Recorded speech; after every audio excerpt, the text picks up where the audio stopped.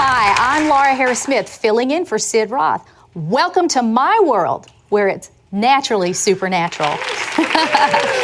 My guest, get this, spent 5 weeks in heaven. And when he came back, he... Join Sid for this edition of It's Supernatural.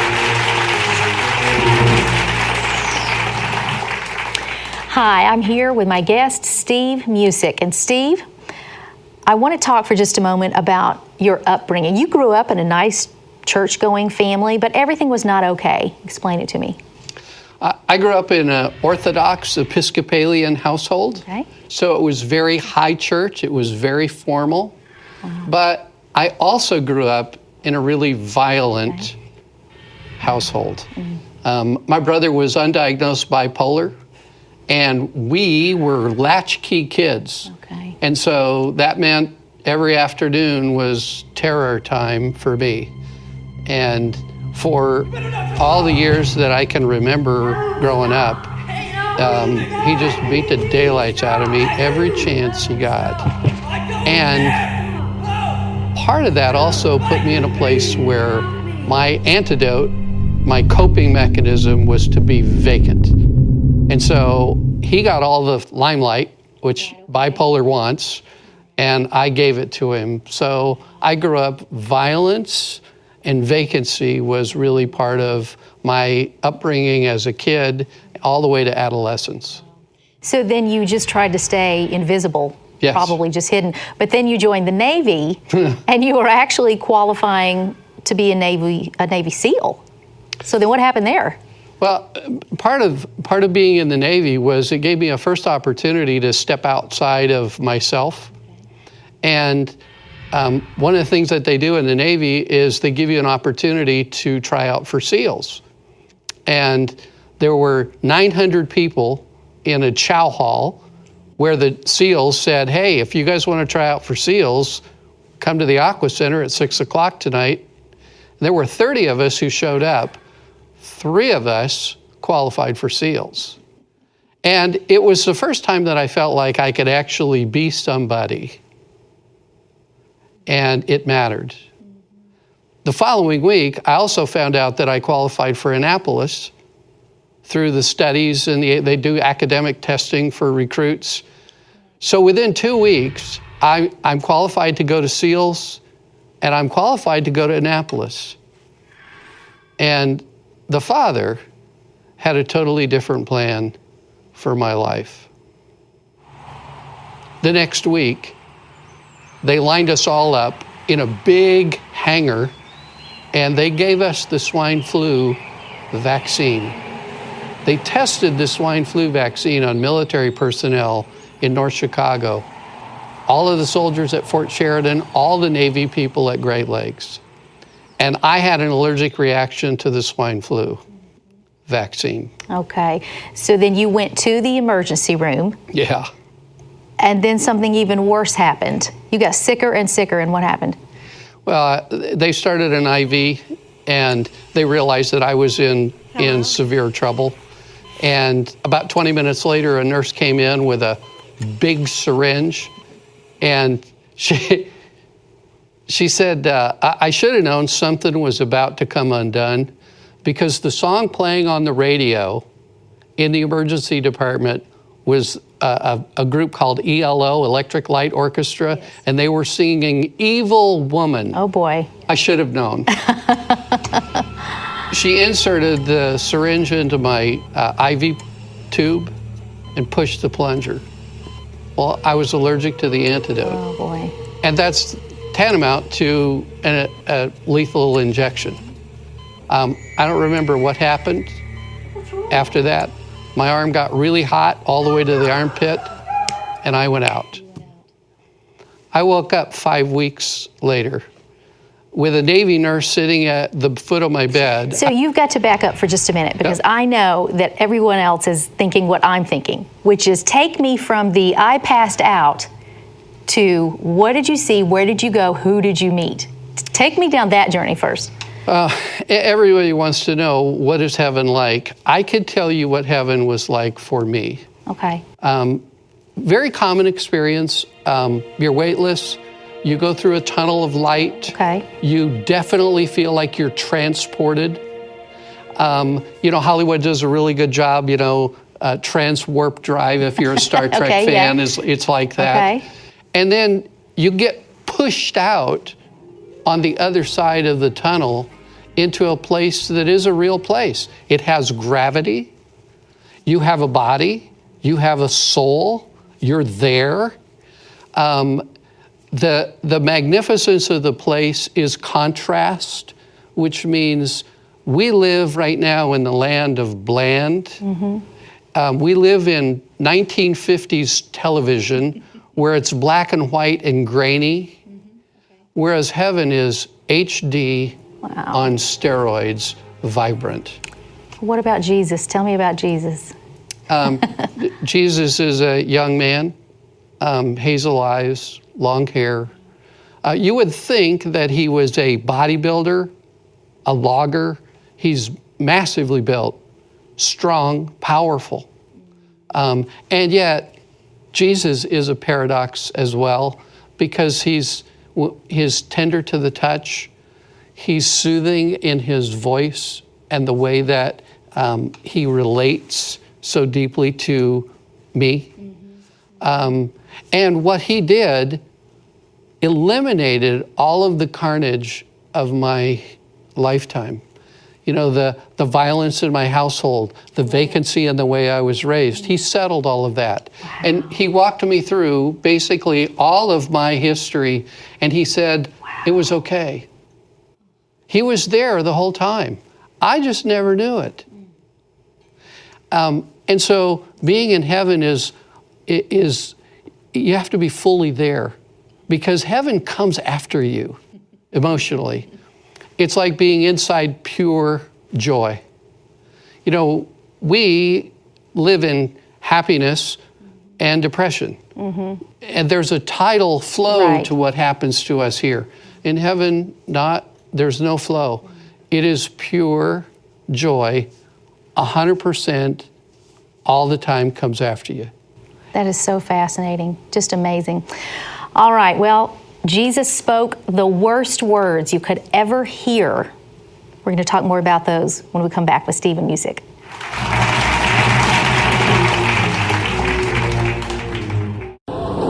I am in Galilee. It is so amazing what just happened. 1,000 Jewish Israelis that have never heard the gospel came to this meeting. The angels are celebrating because almost all of the 1,000 people that came stood up and made professions of faith. So many people were physically healed. It's a new day. It's a new season. It's a new year. Happy New Year.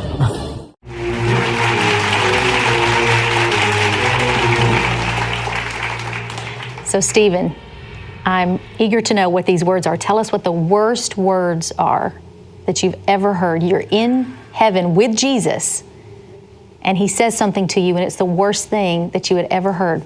What? When I was in heaven, I thought I was staying. I thought I was there forever, and I'm liking it.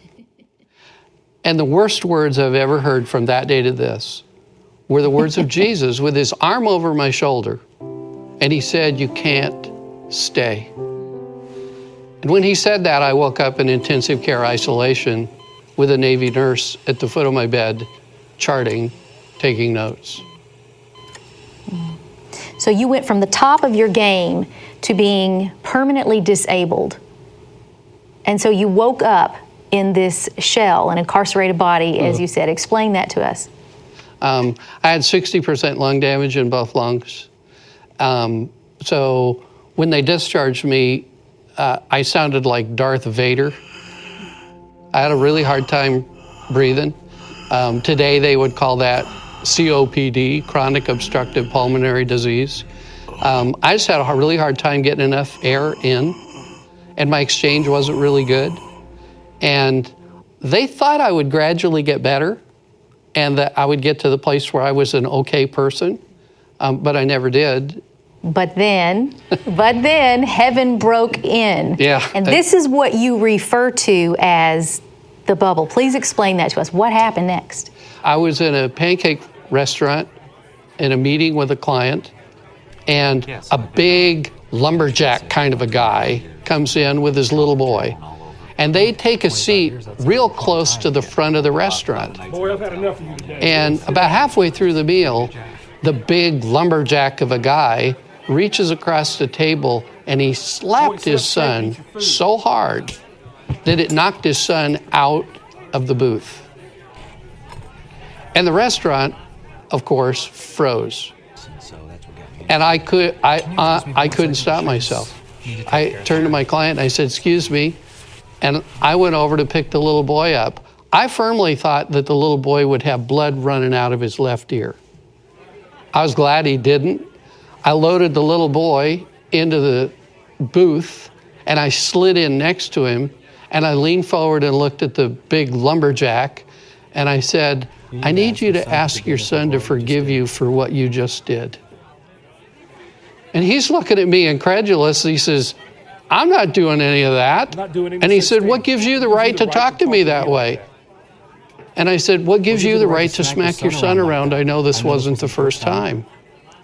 And he said, "Well, it's the way my dad raised me." What's the way my dad raised me? And when he said that, I asked it, a light went off in my brain, and I said, "So what did it feel like when you were his age to get smacked around like that?" And he says, "Well, what are you going to do?" And I turned to the cash register lady and I said, "Call 911. We need the ambulance. We need a police, and we need somebody from social services for the boy." And I turned back to the guy and I said, "Ask your son to forgive you for what you just did because of how it felt for you when you got beat up at his age." And he started tears. He got misty. Big, burly guy got misty. And the bubble of a kingdom of heaven erupted around our table. It reached all the way to the cash register lady who started crying. And the only thing you heard in the restaurant was the 911 lady who said, "911, what's the nature of your emergency?" And I turned to her and I said, "Tell her that it was a mistake. Everything's going to be okay." And I turned to the guy and I said, ask your son to forgive you for what you just did. Break the cycle of violence in your household that's been there for years. And he did. I'm real sorry, son. Now, here's a guy who's disabled, scrawny, in a suit, talking to a lumberjack who's been abusing his little boy. And it broke the power of that spirit from generation to generation. And that little boy didn't have to be raised like I was. Right.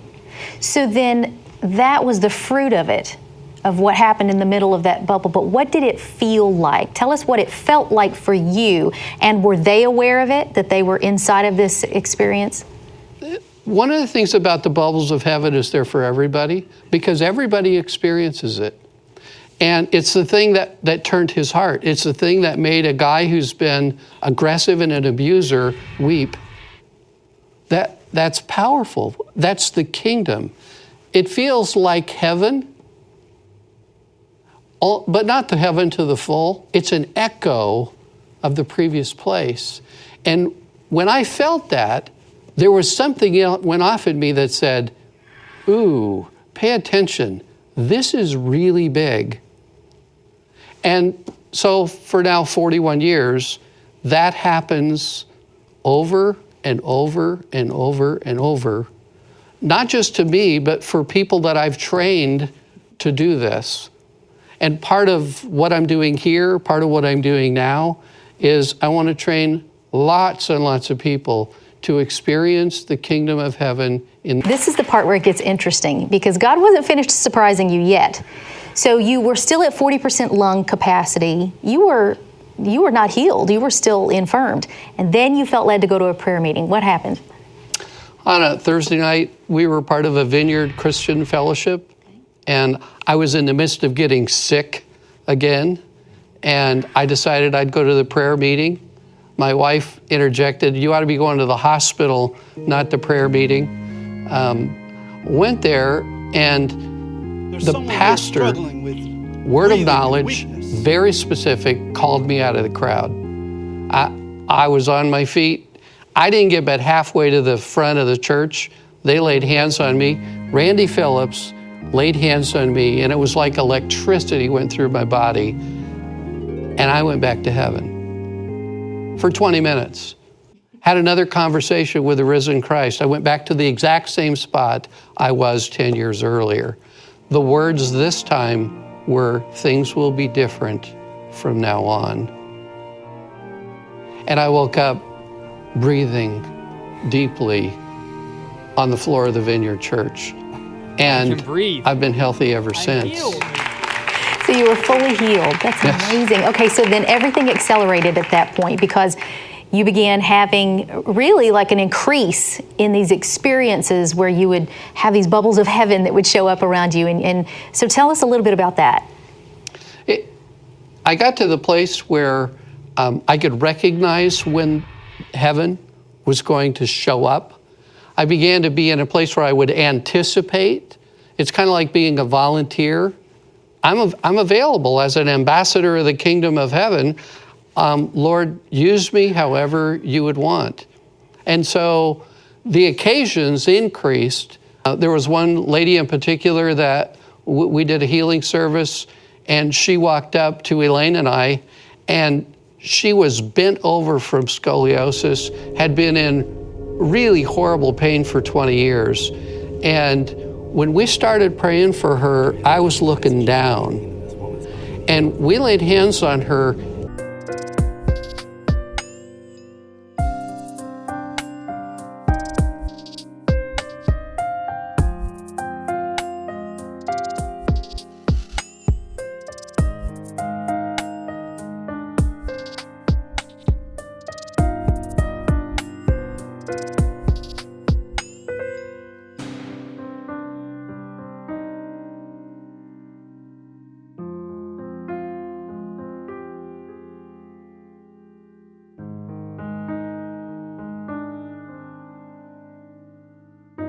And my wife's a physical therapist. And that woman literally snapped and crackled and popped for 2 minutes. And when we were done praying, she was pain-free for the first time in 20 years. And I was looking at this beautiful, radiant, auburn hair, green-eyed woman right in the eye. And the bubble of heaven was there. Because inside the bubble of heaven, miracles happen. It's the way it's designed. And we should experience more of the kingdom of heaven, bubble to bubble to bubble, than we do. We've just forgotten over 2,000 years. Well, what's amazing to me, though, is that because of your past and because of you being a person who preferred being invisible, you didn't tell a lot of people about this. Then you have this encounter where you get healed, you go back to heaven momentarily, and Jesus tells you, everything's different now. I have a mission for you. And then you started telling people, what is your mission? What is your mandate? My mandate happened in a very powerful encounter that the Father specifically told me, I want you to get serious about telling your story. And so that's kind of why I wrote the book, Life After Heaven. It's